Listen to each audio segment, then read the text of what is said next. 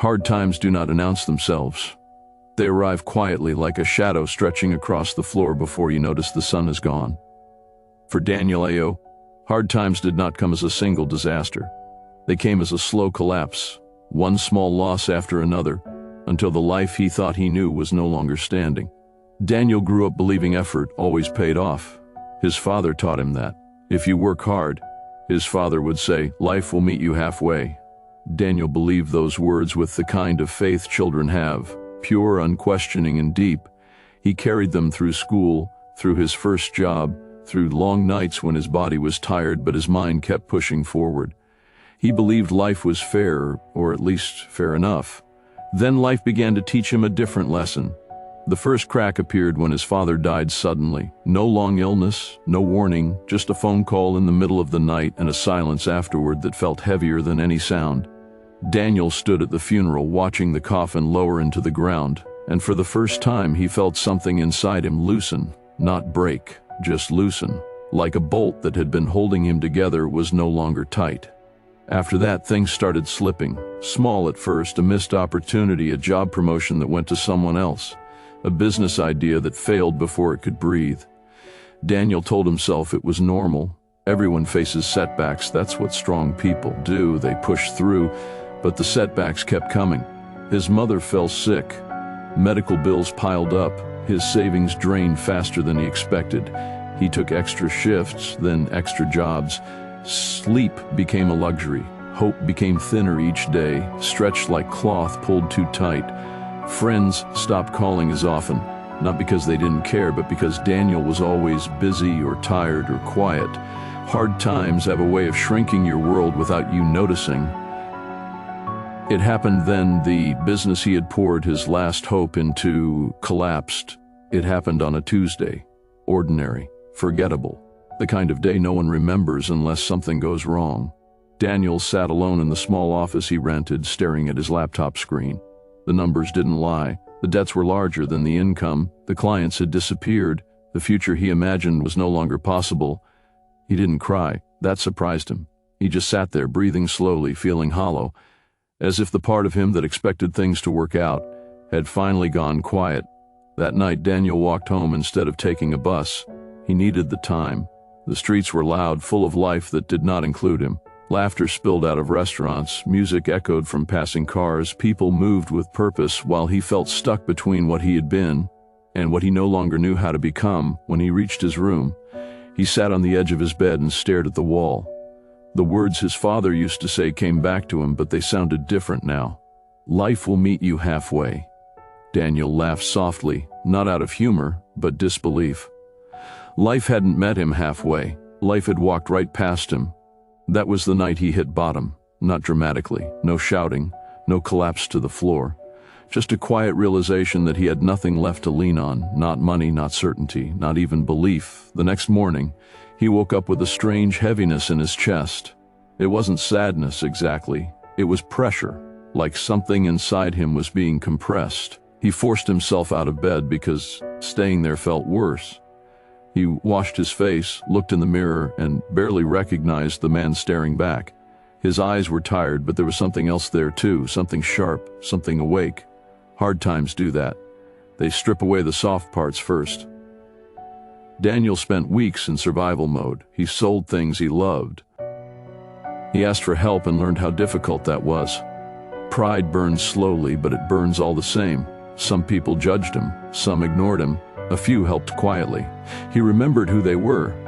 Every day felt like a test he hadn't studied for, but slowly something unexpected began to happen.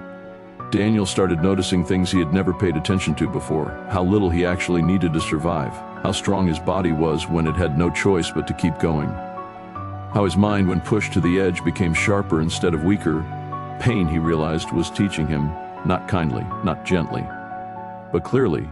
There were nights he wanted to quit, not just projects or plans, but life itself. Nights when the silence felt unbearable and the future looked like an empty road.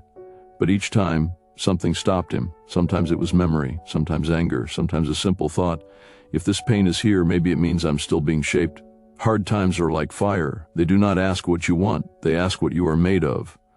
Daniel took a small job that paid less than half of what he used to earn. It was humbling. He worked under people younger than him, people who didn't know his story, people who didn't care. At first the bitterness almost swallowed him, but then he noticed something else. He was learning again, learning patience, learning humility, learning how to listen instead of impressed.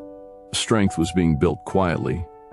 One evening after a long shift, Daniel sat alone eating cheap food from a plastic container. He watched his hands as he ate, hands that had built things, lost things, carried pain without anyone seeing. And for the first time in months, he felt something like respect for himself, not because he was successful, but because he was still standing. That feeling scared him more than failure ever had, because if he could survive this, then nothing would ever break him the same way again. Hard times continued.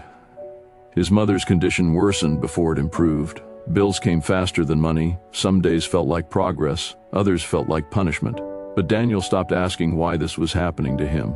He started asking what it was making him into. That question changed everything. He began waking up earlier, not because he had to, but because he wanted control over something, anything.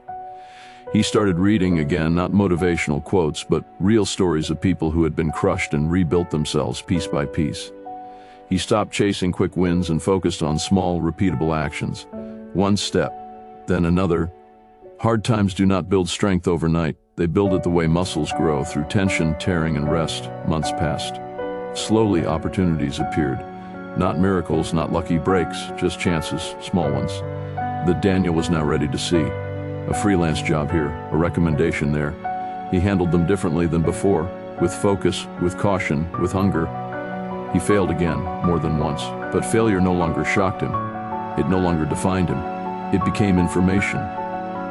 One night, as he walked home under a dim sky, Daniel realized something that stopped him in his tracks.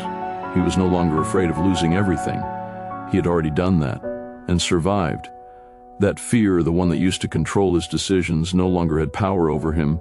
Hard times had taken it. That was when he understood the real gift hidden inside suffering. Hard times don't just build strong people, they build free people. People who are no longer trapped by comfort, people who are no longer afraid of starting over. Years later, Daniel would sit in a room filled with people listening to him speak. They would see confidence, calm, strength. They would assume success had made him that way. They would be wrong. It was the nights of hunger, the days of shame, the moments of doubt when no one was watching. That was where his strength was forged. Daniel never became rich overnight. His life didn't turn into a perfect story, but he became unbreakable in ways that mattered. When new problems came, and they always do, he faced them with a quiet smile, because he knew something most people don't learn until it's too late. Hard times are not the enemy. Comfort is. Hard times tear down illusions. They expose weakness. They force growth when growth feels impossible. They take away who you thought you were so you can become who you need to be. And the strongest people you will ever meet are not those who have never fallen. They are the ones who fell, stayed down long enough to understand the ground, and then stood back up with fire in their bones and calm in their eyes. Daniel was one of them. And if you are in hard times right now, if life feels heavy, unfair, or cruel, remember this: the pain you feel is not wasted. It is shaping you. Strength is being built in silence. One day you will look back and realize that the season you thought would destroy you was the one that made you impossible to break. Hard times build strong people, and strong people change everything.